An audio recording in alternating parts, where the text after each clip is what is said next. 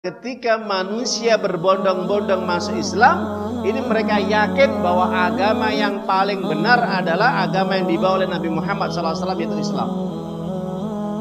Kenapa? Karena mengajarkan hanya monoteisme, menyembah satu Tuhan, mengesahkan Allah, mentauhidkan Allah.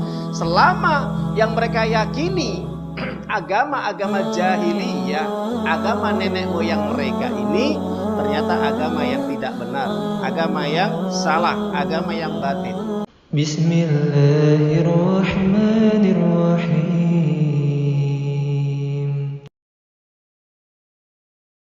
Para jamaah Bapak Ibu yang dimuliakan oleh Allah Subhanahu wa taala, kalau tadi saya menjadi bermakmum di belakang imam, tadi saya merasakan apa yang telah disampaikan oleh imam ketika membacakan dari rakaat yang kedua di dalam surat An-Nasr, surat yang 110, yang dimana di situ kalau kita perhatikan tentang asbabun nuzul, ada hikmah pelajaran sekaligus peringatan yang bisa kita ambil di dalamnya. Yang pertama, di dalam surat An-Nasr, kenapa dinamakan An-Nasr Nasrun, yaitu adalah kemenangan. Dan juga sebagian mengatakan pertolongan. Jadi An-Nasr, nusrah atau pertolongan, yang dimana Allah memberikan pertolongan berupa kemenangan yang diberikan kepada kekasihnya yang mulia Muhammad Rasulullah sallallahu alaihi wasallam, atau yang dinamakan dengan Fathul Makkah, yang dimana tatkala saat itu Nabi membebaskan kota Mekah. Ini merupakan karunia, mukjizat, dan juga kenikmatan yang besar, yang banyak yang Allah berikan kepada pilihan dari nabinya atau kekasihnya, yaitu Nabiullah Muhammad Rasulullah SAW, dan diperuntukkan kepada umatnya, kaum muslimin dan para sahabat-sahabatnya yang mulia. Para jamaah Bapak Ibu yang dimuliakan Allah Ta'ala, kalau kita membaca di dalam tafsir Ibnu Katsir, yang dimana di situ dijelaskan juz yang ke-8 yang terakhir, yang dimana Ibnu Katsir mengutip salah satu hadis yang dimana ketika Umar bin Khattab radhiyallahu ta'ala, ketika beliau mengumpulkan semua para tokoh-tokoh di kalangan para sahabat, ada yang ahli perang, ada yang ahli strategi, ada yang ahli tentang masalah politik, ada yang tentang masalah tentang persoalan-persoalan perdagangan dan yang lainnya. Semua pakar-pakar, tokoh-tokoh, ahli-ahli dikumpulkan semua, dan juga dari ahli, mungkin ahli tafsir ataupun dari kalangan para sahabat yang lain.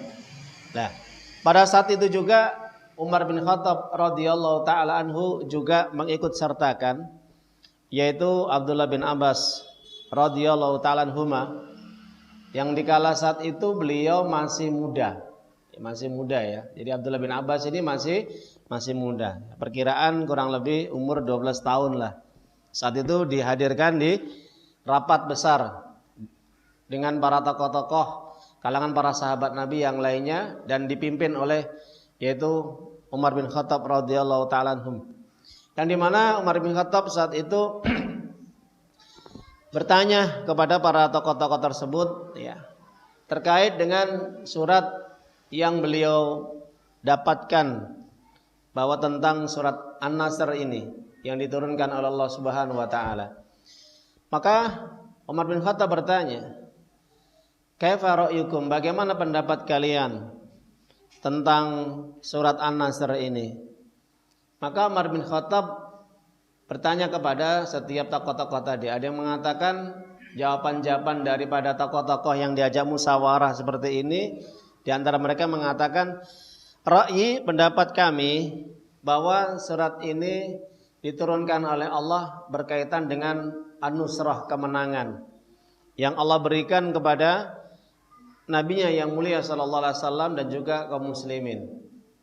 Kemudian pendapat yang kedua, bahwa surat ini Allah memerintahkan kepada kita agar banyak kita beristighfar, banyak kita bersyukur kepada Allah Subhanahu wa taala, banyak kita memuji atas kebesaran-kebesaran dan keagungan Allah Subhanahu wa taala, yang dimana Allah telah memberikan banyak nikmat. Terutama di antara nikmat yang besar adalah Allah memberikan kemenangan atas orang-orang kafir dan orang-orang musyrik melalui yaitu Nabi pilihan yang mulia Muhammad sallallahu alaihi wasallam, dan masih banyak pendapat yang lain. Maka saat itu Umar bin Khattab memandang kepada Abdullah bin Abbas yang tidak jauh dari beliau, yang saat itu masih muda. Apa kata pertanyaan Umar bin Khattab yang ditujukan kepada Abdullah bin Abbas radhiyallahu taala anhuma? Bagaimana pendapat Anda, wahai Ibnu Abbas, tentang surat ini? Maka Abdullah bin Abbas kemudian menjawab, ra'yi atau minni, pendapat saya bahwa surat yang diturunkan oleh Allah Ta'ala, surat yang ke-110, surat An-Nasr ini berkaitan dengan wafatnya Nabi Muhammad sallallahu alaihi wasallam. Hadhihi tufiya Rasulullah sallallahu alaihi wasallam. Jadi ayat ini, surat An-Nasr ini berkaitan dengan kematian Nabi Muhammad sallallahu alaihi wasallam. Kenapa? Karena ayat ini sebagai pamungkas, sebagai penutup bahwa ketika Allah sudah memberikan kemenangan dengan adanya Fathul Makkah, pembebasan kota Makkah, maka saat itulah paripurnalah, selesailah tugas yang diemban oleh Nabi Muhammad sallallahu alaihi wasallam kepada seluruh manusia. Ketika menyampaikan dakwah risalah Islam, wahyu Al-Qur'an dan sunnah, kata hadisnya yang mulia sallallahu alaihi wasallam. Maka ini berkaitan dengan bahwa ini adalah min alamati wafati Nabi sallallahu alaihi wasallam. Ini tanda-tanda kematian Nabi. Ini tanda-tanda kematian Nabi. Artinya surat ini menjadi tolak ukur bahwa Allah menjelaskan kepada manusia, selesailah apa yang telah dijalankan oleh utusan yang mulia Nabi Muhammad sallallahu alaihi wasallam. Kemudian Umar bin Khattab ketika mendapatkan jawaban dari Abdullah bin Abbas, kemudian beliau mengatakan, apa yang engkau sampaikan, pendapat Anda itu tidak jauh beda dengan pendapat saya. Saya sama sebagaimana pendapat Abdullah bin Abbas. Artinya saya setuju. Ya, kuntum muwafiq ma'ahu. Jadi saya sepakat dengan pendapat Abdullah bin Abbas bahwa surat An-Nasr ini adalah berkaitan dengan tanda-tanda kematian Nabi Muhammad sallallahu alaihi wasallam semakin dekat. Artinya ini terkait dengan meninggalnya Nabi sallallahu alaihi wasallam. Itu ayat yang pertama yang dijelaskan oleh Umar bin Khattab radhiyallahu ta'ala anhu melalui penjelasan tafsir dari Abdullah bin Abbas. Jadi, idza jaa nasrullahi wal fath, apabila telah datang nusrah, yaitu kemenangan, dan al-fathu, yaitu pembebasan kota Mekah, maka saat itulah Allah memberikan banyak nikmat kepada manusia, kepada kaum muslimin yang beriman, terutama dari umatnya Nabi Muhammad SAW. Akhirnya menunjukkan tentang yaitu keagungan, kebesaran, pemurahnya, ataupun kenikmatan yang Allah berikan kepada baginda yang mulia Muhammad SAW dan juga ke seluruh umatnya yang mengikuti sunnah-sunnah beliau, syariat yang dibawanya. Para jamaah Bapak Ibu yang dimuliakan Allah Subhanahu wa taala. Kemudian ayat yang kedua, Allah Ta'ala menjelaskan, wa ra'aitan nasa yadkhuluna fi dinillahi afwaja.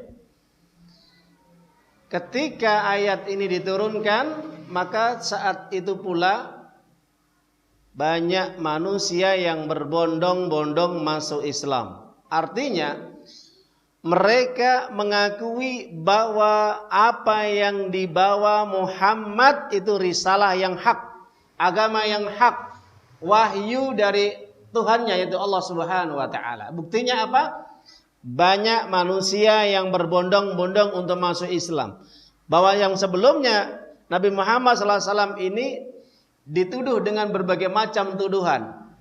Penyebar hak, pembuat pecah belah bagi manusia, terutama kalangan masyarakat di Mekah, membuat sihir-sihir atau membuat kata-kata yang tidak menjadikan hal yang baik bagi masyarakat Mekah saat itu, atau alasan mereka itu mereka menganggap dakwah Nabi itu mencoreng nama baik berhala atau tuhan-tuhan mereka, atau mendiskreditkan, menghina berhala-berhala mereka, karena Nabi membawa yaitu ajaran monoteisme, satu Tuhan, ya, Allah yang tunggal, esa, atau mengesahkan Allah atau mentauhidkan Allah. Sedangkan masyarakat Mekah saat itu mereka punya keyakinan pagan atau animisme, dinamisme yang menyembah banyak Tuhan, banyak berhala.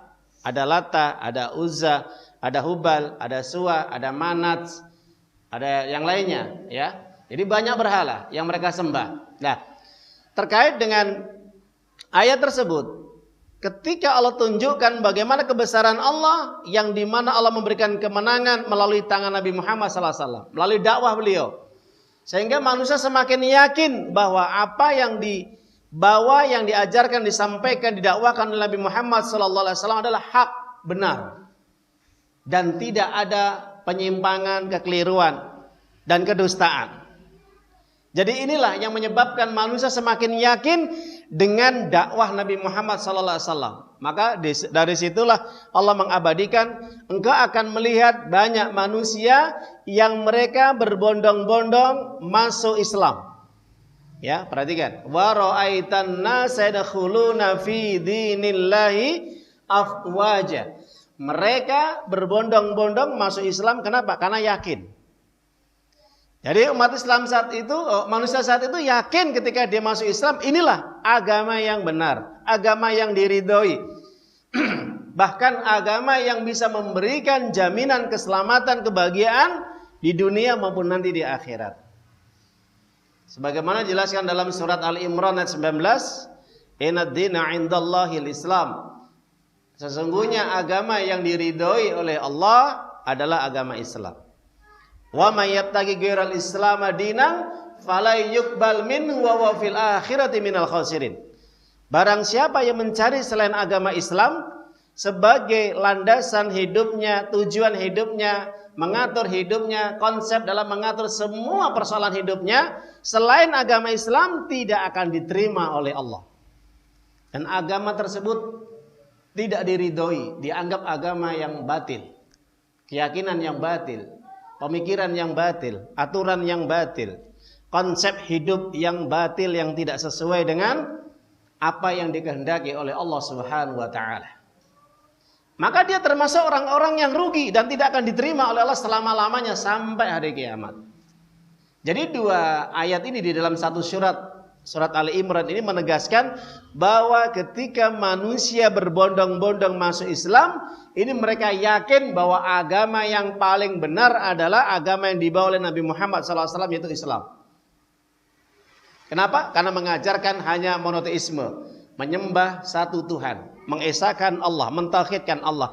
Selama yang mereka yakini agama-agama jahiliyah, agama nenek moyang mereka ini ternyata agama yang tidak benar, agama yang salah, agama yang batil.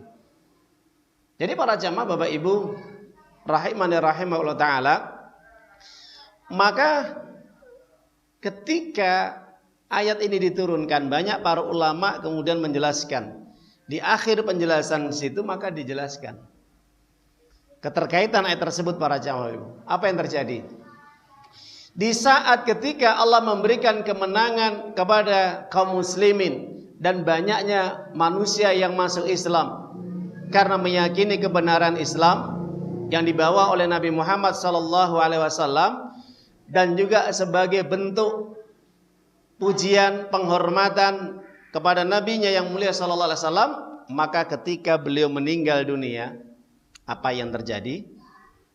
Ketika saat itu banyak orang masuk Islam, tapi setelah Nabi Muhammad SAW meninggal dunia, wafat, kurang lebih masuk 15 abad, ya, sampai sekarang ini, apa yang terjadi? Para ulama memprediksikan, menjelaskan bahwa ayat ini dijelaskan dengan kalimat yang sebaliknya. Di akhir zaman, maka kalian akan melihat manusia berbondong-bondong keluar dari Islam. Wa ra'aitan nasa yakhrujun min dinil Islam. Ya, perhatikan. Jadi ketika ayat ini diturunkan pada zaman Nabi Muhammad SAW itu masih sehat, masih hidup, tasik sugeng, ya. Maka ini sebagai bentuk wujud penghormatan, pemuliaan kepada Nabi Muhammad SAW dan seluruh kaum muslimin. Ketika manusia banyak berbondong-bondong masuk Islam, mereka meyakini tentang kebenaran Islam. Tapi apa yang terjadi? Di akhir zaman, maka para ulama menjelaskan ketika ayat ini sudah tidak dijadikan sebagai petunjuk dalam hidupnya bahwa Islam adalah agama satu-satunya di dunia ini sebagai konsep dalam mengatur kehidupan mereka, mereka akan keluar dari Islam secara berbondong-bondong. Alias apa? Murtad. Ya, jadi para jamaah ibu, perhatikan. Jadi para ulama menjelaskan, dulu banyak orang masuk Islam, sekarang apa terjadi? Banyak orang keluar dari Islam. Asbab khurujil Islam, penyebab banyak orang keluar dari Islam itu banyak faktor. Faktor karena mungkin masalah ekonomi. Banyak orang yang keluar dari Islam karena ekonomi. Karena mereka itu susah hidupnya. Akhirnya mereka terjepit dengan ekonomi, dikasihlah bantuan. Ketika ada dari non-muslim atau orang-orang kafir yang menawarkan bantuan dengan syarat mereka harus keluar dari Islam. Akhirnya mereka berbondong-bondong untuk keluar dari Islam. Ini faktor ekonomi. Karena sulitnya ekonomi sehingga mereka harus merelakan, menggadaikan apa? Akidahnya, imannya. Ini yang pertama. Yang kedua, faktornya orang itu ridah keluar dari Islam itu karena terkena subhat. Terkena apa? Subhat. Pemikiran-pemikiran menyimpang yang muncul. Yang sehingga orang itu tidak bisa membedakan mana yang benar dan mana yang salah. Syukur. Sehingga orang itu tidak bisa membedakan, terutama umat Islam ini semakin ragu dalam keislamannya. Kenapa? Banyaknya tokoh-tokoh liberal yang dia ini menyebarkan pemahaman-pemahaman yang luar biasa rusaknya. Bahkan menganggap semua agama sama. Semua agama sama. Apa yang terjadi? Berartinya kita cari agama yang enak. Agama yang tidak memberatkan, agama yang tidak membuat kita ini susah, ya. Lah, banyak macam. Sehingga orang berpikiran carilah agama yang mudah, yang simple, praktis, bahkan menguntungkan, ya. Nanti setiap pekan sekali ibadah dapat makanan, satu pekan sekali ibadah dapat oleh-oleh, bahkan dapat cuan. Kalau orang jadi Islam, Muslim, sholat 5 waktu, capek, waktu kerja disuruh sholat. Ya, waktu sedang ada bisnis repot-repotnya disuruh sholat. Apalagi waktu panas ngentang-ngentang, sangat terik matahari disuruh sholat. Apalagi hujan juga tetap suruh sholat. Sakit pun disuruh sholat. Kalau mereka sakit nggak ibadah nggak apa-apa. Yang kedua, ibadah pun tidak menjadi kita kaya, tidak dapat apa-apa. Nah, kenapa? Ya karena banyaknya pemikiran-pemikiran yang muncul di tengah masyarakat yang membuat rancu pemikiran kaum muslimin sehingga tidak yakin dengan agamanya. Nah, ini muncul subhat. Ya, jadi tokoh-tokoh yang mengusung dengan pemikiran liberal tadi mengatakan semua agama sama. Jadi kuludin, semua agama itu adalah sama, nggak ada perbedaan lestawi. Semua mengajarkan menyembah Tuhan, cuman jalannya yang berbeda saja. Ini kerancuan dalam berpikir. Maka ada sebagian yang merubah Pengertian inna dinal Islam itu bahwa agama di sisi Allah itu adalah agama samawi. Jadi bukan agama Islam, tapi agama yang Islam itu agama samawi. Agama yang sama-sama semuanya taat. Nasrani taat, Yahudi juga taat. Semuanya mentaati Tuhannya. Gak ada orang yang beragama tidak taat kepada Tuhannya. Nah, itu. Ini membuat rancu. Nah, jadi para jamaah Bapak Ibu yang dimuliakan Allah Ta'ala, maka terkait dengan persoalan masalah banyaknya kaum muslimin yang ridah, berbondong-bondong mereka keluar dari Islam, ini yang paling pokok prinsip ada dua faktor. Satu karena ekonomi, ya, sehingga mereka mudah untuk menjual akidah iman mereka, hanya sebungkus roti, supermie, beras atau yang lain atau gula, ya, karena butuh dia untuk makan, ya. Yang kedua karena faktornya banyak umat Islam berbondong-bondong keluar dari Islam atau rida atau murtad, sebabnya karena kena kerancuan pemikiran-pemikiran orang-orang orientalis, liberalis yang menyebarkan bahwa semua agama sama. Nah itu. Ini yang paling prinsip dua ini. Para jamaah Bapak Ibu, yang menjadi pembahasan kita adalah hal yang seperti ini adalah sudah sunatullah. Kenapa? Kita akan jelaskan secara jelas, gamblang, berdasarkan fakta-fakta di lapangan, apa yang telah disampaikan oleh Allah dan Rasulnya di dalam Al-Quran dan Sunnah, jelas. Kita hidup di era akhir zaman, semakin dekatnya hari kiamat. Jadi semakin dekatnya hari kiamat itu bagaimana keadaannya? Semakin banyaknya kaum muslimin umat Islam itu jauh dari Islam, jauh dari Al-Quran. Bahkan sebagian besar mereka keluar dari Islam. Kenapa? Ini sudah sunatullah. Maka para jamaah Bapak Ibu yang dimuliakan Allah Ta'ala, yang pertama, kalau kita kembali kepada ayat Allah Subhanahu wa Ta'ala, maka Allah sendiri sudah memberikan peringatan secara tegas.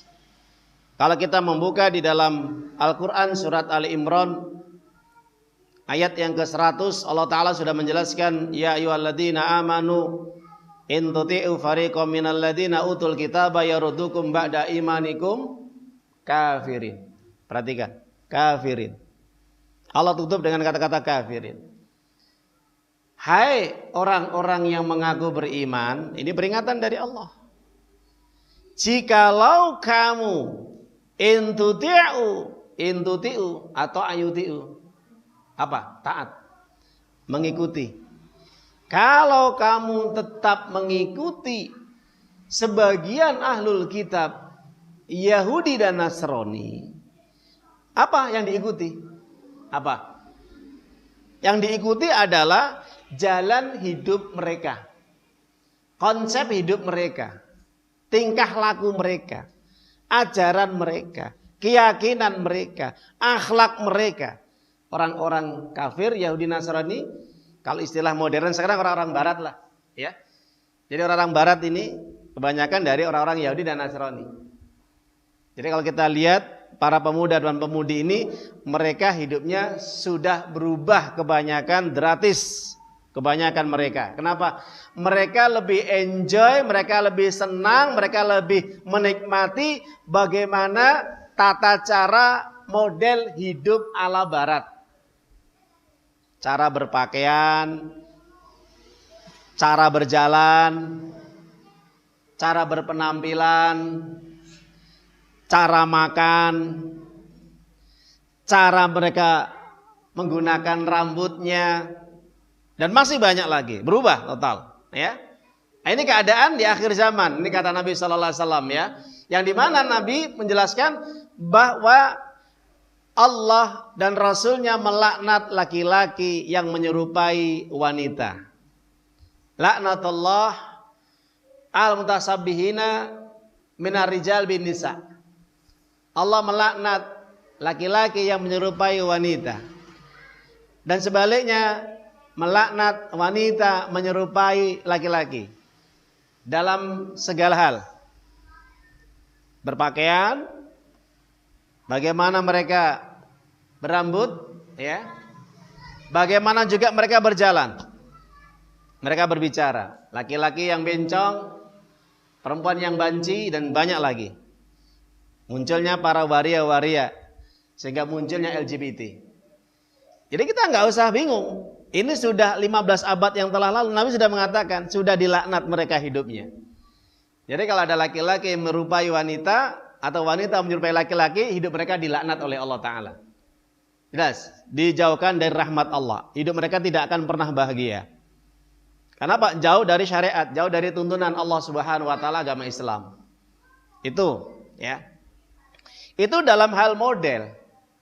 Berpakaian, berpenampilan, apa saja. Laki-laki yang ditindik kupingnya, kan menyerupai perempuan. Sebaliknya wanita yang berpakaian laki-laki. Mereka menampakkan auratnya dengan memakai apa? You can see, atau pakaian-pakaian ketat, tipis, gemrawang, yang tampak lekuk tubuhnya. Naudzubillah min dzalik. Jadi para jamaah Bapak Ibu yang dimuliakan Allah Ta'ala, ini dalam hal masalah pakaian. Bagaimana dalam persoalan juga masalah ritual keagamaan juga. Maka sudah tampak ketika ada ritual-ritual keagamaan yang dijalankan oleh orang-orang Yahudi dan Nasrani, atau orang-orang non-muslim istilahnya, atau orang-orang kafir, maka orang Islam sudah tidak ada pembatas lagi. Nggak ada pembatas lagi, hilang pembatasnya. Sehingga mereka menganggap, ya kita harus saling menghormati dan saling memuliakan. Tidak boleh saling membenci. Sehingga apa? Apapun terkait dengan ritual keagamaan, ibadah mereka, itu juga mereka ikut serta di dalamnya, minimal memberikan bentuk ucapan. Selamat hari Id antum, hari besar antum, hari ibadah antum, hari puasa antum, datangnya tahun baru antum, dan sebagainya dan sebagainya.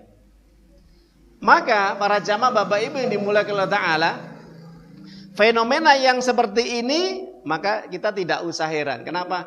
15 abad yang telah lalu Nabi sudah mengatakan bahwa sebelum terjadi hari kiamat, umat Islam, umatku, kata Nabi SAW, akan mengikuti mereka.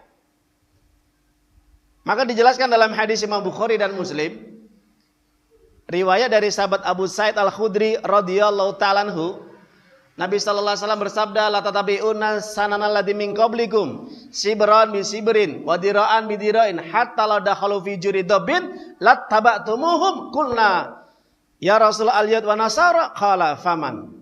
Apa kata Nabi? Kalian akan mengikuti kebiasaan, tingkah laku, perilaku, keyakinan, ibadah, hidup yang dilakukan orang-orang sebelum kalian. Sejengkal demi sejengkal, sehasta demi sehasta, sampai mereka yang kalian ikuti masuk ke dalam lubang dob, biawak, dalam bahasa Arabnya adalah biawak, lubang yang paling sempit sekalipun, kalian akan tetap mengikuti mereka. Apa kata para sahabat? Kelihatannya para sahabat ini agak sedikit paham. Maka sahabat mengatakan, qulna ya Rasulullah, al-yahudu wan nasara, bukankah yang diikuti oleh kita, oleh kaum muslimin secara umum adalah golongan Yahudi dan Nasrani?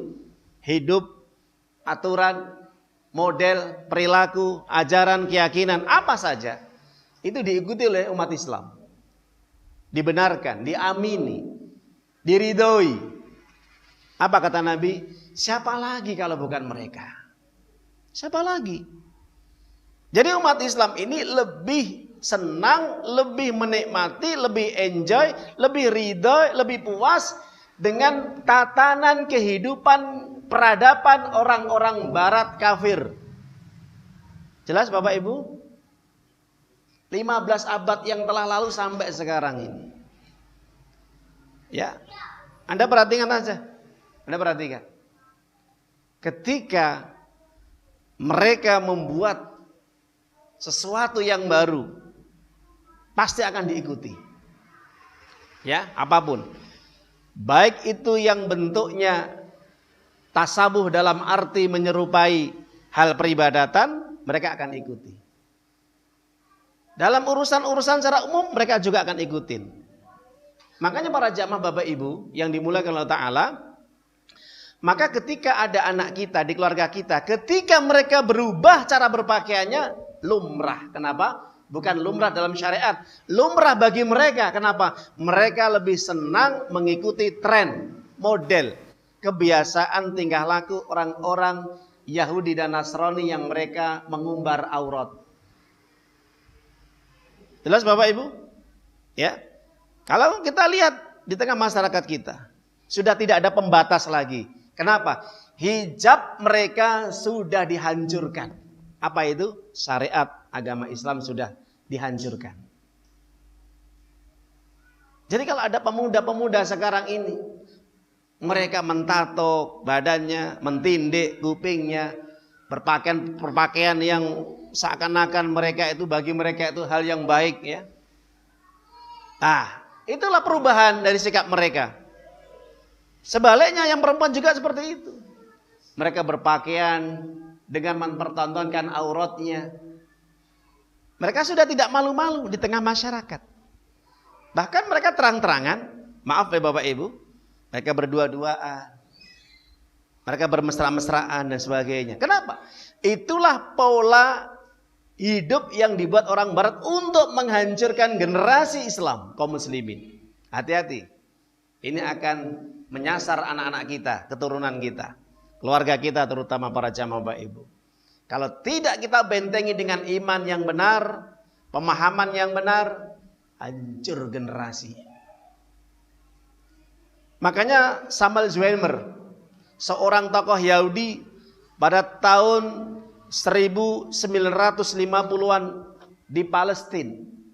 Ini tokoh Yahudi. Ketika dia mengumpulkan, Samuel Zwemer ini mengumpulkan semua tokoh-tokoh. Ya, ada cendekiawan, ada ahli agama, ada ahli juga perang, ada ahli politik, ada juga mereka yang intelek dan semuanya akademis, dikumpulkan semua. Apa misi, tujuan, niat Samuel Zwemer, tokoh Yahudi ini mengumpulkan semua tokoh-tokoh Yahudi yang lain? Tujuannya adalah cuma dua. Satu, bagaimana umat Islam, para pemuda-pemudinya dijauhkan dari Al-Quran. Dijauhkan dari Al-Quran. Jangan sampai pemuda Islam itu dia bisa membaca Al-Quran, menghafal Quran, apalagi mengamalkan. Jauh mereka dari Al-Quran. Biarkan mereka beri kesenangan supaya lalai untuk belajar Al-Quran. Kenapa? Karena pedoman hidup mereka, kekuatan mereka hanya di dalam Al-Quran. Ingat. Jadi kalau umat Islam itu pengen jaya, pengen kuat, pengen bersatu, hanya Al-Quran. Satu-satunya kitab yang bisa memberikan kemuliaan bagi kehidupan manusia. Yakin gak Bapak Ibu? Yakin gak? Makanya benar kata Allah Subhanahu wa taala, "Inna hadzal Qur'ana yahdi lillati aqwam." Di dalam surat Al-Isra 9 surat 17. Inilah Al-Quran yang aku turunkan. Siapa saja mereka yang berpegang teguh kepada Al-Quran, akan kami berikan jalan yang paling lurus, yang paling benar, yang paling selamat dunia dan akhirat. Ada kitab yang lain, undang-undang yang lain, aturan hukum yang lain yang bisa memberikan jaminan yang jelas bahwa siapapun yang berpegang teguh bisa menjamin hidup mereka sampai ke surganya Allah. Saya pengen tahu, tunjukkan satu kitab, aturan hukum, apapun kitab-kitab yang lain selain Al-Quran, yang memberikan jaminan bisa menjamin hidup mereka, hidupnya lurus, bahagia, adil, sampai selamat dunia dan akhirat. Kalau ada, tunjukkan pada saya. Kalau saya pribadi yakin Al-Quran satu-satunya kitab yang Allah turunkan dari langit untuk memberikan kebaikan, kemaslahatan, kedamaian, keselamatan dunia dan akhirat. Bahkan bisa menjamin hidup kita sampai ke surganya Allah Ta'ala. Samuel Zwemer mengatakan, jangan sampai pemuda-pemuda itu mengenal Al-Quran. Kenapa? Kalau dia tahu isi Al-Quran, bahaya. Kenapa? Mereka akan menjadi manusia-manusia yang hebat, singa-singa Allah. Jadi kalau kita lihat pejuang-pejuang Islam, Salahuddin Alayubi, Al-Fatih, mereka bisa membebaskan Konstantinopel, mereka bisa membebaskan Palestina dari cengkraman orang-orang kafir Nasrani, salib, karena mereka paham tentang Al-Quran. Allah memberikan kemuliaan, kejayaan kepada umat Islam berabad-abad. Kenapa? Karena Al-Quran. Karena Al-Quran masih menjadikan sebagai apa? Way of life. Apa? Way of life. Manhajul hayah. Prinsip dalam menata kehidupan semua manusia. Mulai dari tidur, mau tidur sampai bangun tidur, Al-Quran mengatur. Subhanallah. Mana dalilnya? Di dalam surat Al-Jasiyah, surat 45 ayat yang ke-20 Allah mengatakan, hadza basyairu linnas huda wa rahmatul liqaumi yuqinun. Al-Jasiyah 45 ayat 20. Nanti buka di rumah Bapak Ibu nggih. Apa kata Allah? Hadza basyairu linnas. Inilah Al-Qur'an sebagai pedoman hidup. Ingat. Pernah baca ayat ini Bapak Ibu? Pernah belum? Oke, sekarang kita dapat ayat ini. Paham ya? Ini Allah mengatakan. Surat 45 ayat 20. Ini Al-Quran kata Allah sebagai pedoman hidup. Ingat, kata Allah, basair itu pedoman hidup. Linnas, untuk manusia seluruhnya. Huda wa rahmah, petunjuk dan rahmat bagi siapapun yang meyakini kebenaran Al-Quran. Yang tidak meyakini, dia tidak akan pernah menjadikan Al-Quran sebagai pedoman hidupnya. Gak mau diatur sama Al-Quran. Kenapa? Berat. Karena gak bisa bebas hidupnya. Makanya mereka-mereka yang pengen bebas itu, mereka tidak mau mengambil Al-Quran sebagai pedoman hidup. Ya, siapapun mereka, tokoh, ulama, ya, atau siapapun. Mereka tidak mau Al-Quran mengatur kehidupan mereka. Padahal Allah sudah mengatakan. Samuel Zimmer mengatakan, jauhkan umat Islam, para pemuda-pemudinya dari Al-Quran. Sehingga mereka tidak pernah bisa paham, ngerti kandungan di dalamnya. Alias apa Bapak Ibu? Buta Al-Quran. Ustadz, tapi mereka banyak yang hafal Quran, pinter membacanya. Iya. Tapi mereka tidak faham isinya, bahkan mereka tidak mau mengamalkan. Jadi Samuel Zimmer tidak hanya menjauhkan Al-Quran itu, tidak aja sekedar membaca, tidak sekedar menghafal, tidak. Jauhkan mereka dari pemahaman yang benar. Jangan sampai mereka mengamalkan Al-Quran. Sehingga kalau orang paham Al-Quran, apa yang terjadi? Ketika datang tahun baru, mereka tidak akan keluar rumah dengan meniup trompet dan menyalakan kembang api. Itu kalau mereka paham. Tapi kalau mereka tidak paham, apa yang terjadi? Mereka akan menganggap bahwa itu hal-hal yang biasa. Tidak berpengaruh dalam dirinya. Ingat Bapak Ibu? Kalau orang paham Al-Quran, tanggal 1 Januari malam ini, mereka tidak akan keluar rumah ikut merayakan datangnya tahun baru. Itu kalau paham. Kenapa? Mana dalilnya Ustaz? Tadi saya bacakan. Surat Ali Imran ayat 100. Wahai orang yang mengaku beriman. Anda mengaku beriman? Kita mengaku beriman. Kalau kita mengaku, kita mengerti, kita paham, kita taat kepada Allah, jalankan ayat ini. Kalau kalian mengikuti orang-orang Yahudi dan Nasrani, mereka akan mengembalikan kalian yang sebelumnya kalian beriman menjadi kafir kembali. Menjadi apa? Kafir kembali. Kenapa?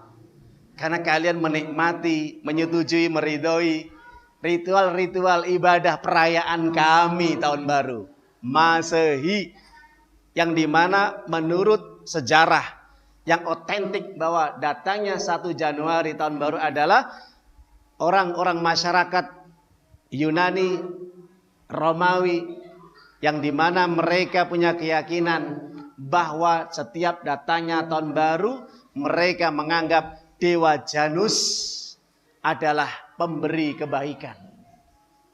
Kenapa berkepala dua Dewa Janus? Yang satu menghadap ke depan, yang satu menghadap ke belakang.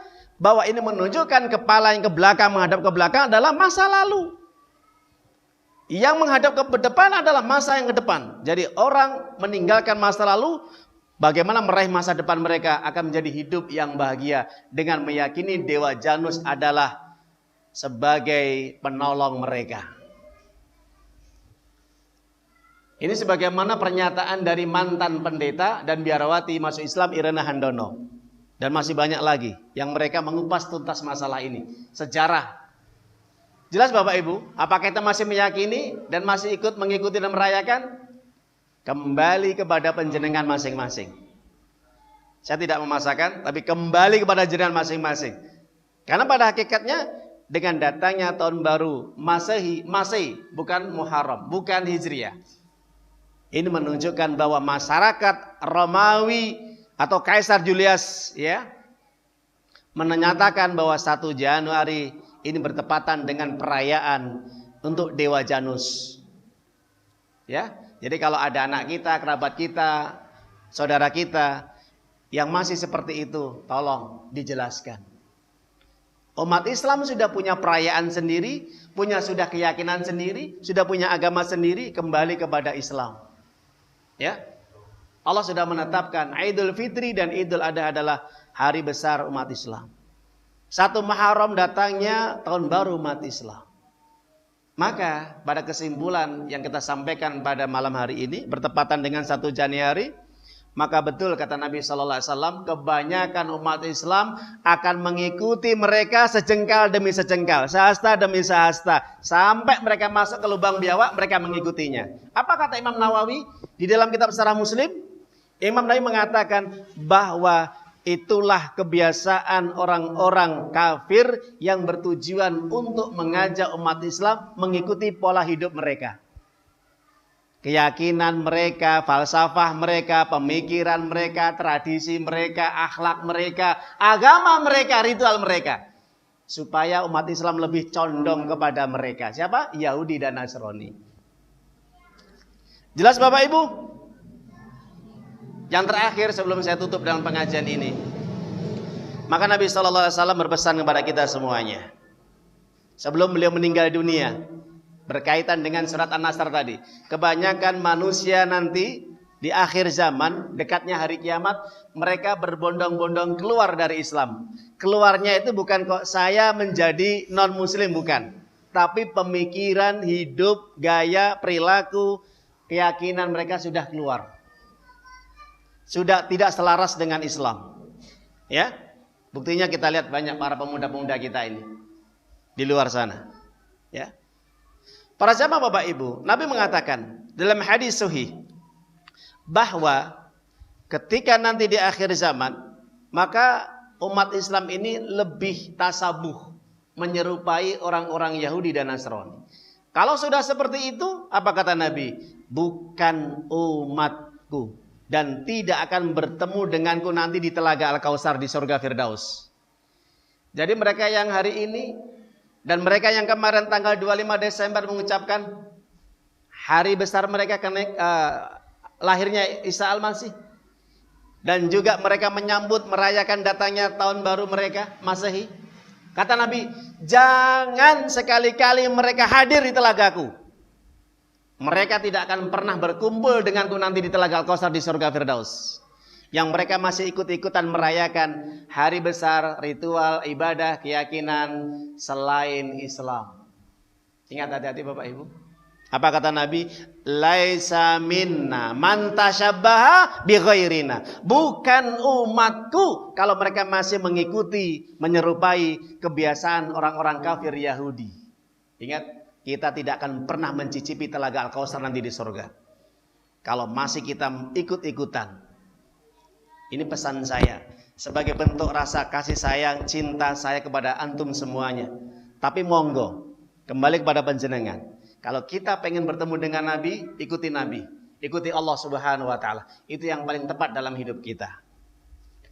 Para jamaah Bapak Ibu yang dimuliakan Allah Subhanahu wa taala, itulah gambaran-gambaran yang disampaikan oleh Allah kepada kita maka solusi terakhir malam ini sampai kita meninggal dunia. Apa kata Allah? Ayat terakhir. Fasabbih bihamdi rabbika wastaghfir innahu kana tawwaba. Segera tobat, cepat tobat. Yang dulunya masih mengikuti kebiasaan, ya, atau ikut merayakan, ikut-ikutan, bertobat segera, mumpung masih hidup, kata Allah. Bertasbihlah kepada Allah, sucikan Allah, pujilah Allah, minta ampun kepada Allah. 3 perintah dari Allah Ta'ala, memuji Allah, mensucikan Allah, dan minta ampun kepada Allah dari perbuatan dosa kita kepada Allah Subhanahu Wa Ta'ala dan dosa kita kepada Nabi. Innahu kana tawwaba. Allah zat yang menerima taubat dari hamba-hambanya. Nabi mengatakan, innallaha la yaktabu taubatal abdi ma lam yughargir. Allah masih menerima taubat seorang hamba sebelum nyawanya itu masuk dalam melewati kerongkongan. Hati-hati. Pesan, ketika malam ini orang keluar, meskipun niatnya tidak ikut-ikutan, tapi dia hanya keluar dan dia meniupkan trompet, menyalakan kembang api dan yang lainnya, berkeliling-keliling. Meskipun niatnya tidak meyakini itu agamanya atau sama seperti agamanya, agama Islam, ketika dia meninggal dunia, naudzubillah min dzalik, maka dia meninggal dalam kondisi Yahudi dan Nasrani. Jangan sampai terjadi. Ya, iman hidup kita sekali di dunia ini. Jangan sampai kita pupus dari perbuatan-perbuatan yang sangat dihinakan oleh Allah Ta'ala. Kalau itu bukan keyakinan, ibadah, kebiasaan ritual atau hari besar kita, lebih baik kita banyak istighfar. Saya bilang, banyak bertobat kepada Allah atas dosa-dosa kita. Mungkin tanggal 1 Januari atau besoknya itu sebagai hari perpisahan kita di dunia ini. Mungkin, ya. Atau kalau tidak, mungkin sebagai pembersih dari segala kesalahan kita, sehingga nanti yang tahun akan datang kita akan semakin lebih baik dalam kita beramal ibadah kepada Allah Subhanahu wa Ta'ala. Maka pesan saya sekali lagi, banyaklah kita bertobat pada Allah, banyak istighfar, banyak bertahmid, memuji Allah, dan banyak kita berzikir kepada Allah Subhanahu wa Ta'ala, sekaligus menjaga amal ibadah kita. Yang terpenting, jaga iman kita, Islam kita sampai meninggal dunia. Pesan Allah, wala tamutunna illa wa antum muslimun. Jangan mati kecuali tetap berpegang teguh kepada ajaran Islam.